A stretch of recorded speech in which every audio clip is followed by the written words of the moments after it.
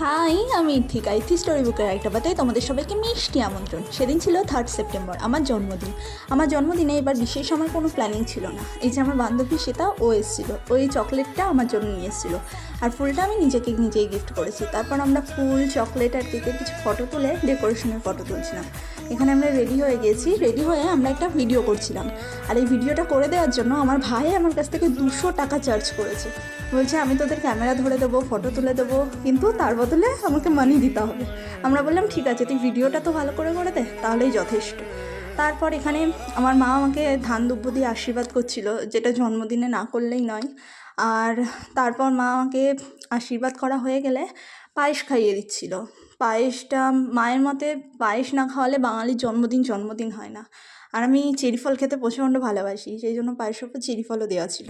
মা প্রত্যেকবারই এটা করে। তারপর এখানে আমি কেকটা কেটে নিলাম। সত্যি কথা বলতে প্রচণ্ড মজা করেছি সেদিনকে। আর সেটা আশায় আমার আনন্দটা আরও বেড়ে গিয়েছিল।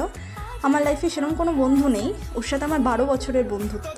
আর আমাদের সবসময় সেরকমভাবে দেখা না হলেও যখন আমাদের দেখা হয় তখন আমরা প্রচুর মজা করি, অনেক আড্ডা দিই, সমস্ত কিছু দুজনের সাথে শেয়ার করি। তারপর ওকে আমি বাড়ি দিয়ে আসলাম, আর এখানে গোলাপটাকে আমি জলে রেখে দিলাম। তারপর বিরিয়ানি খেয়ে আজকে আমি আমার ডিনার কমপ্লিট করলাম।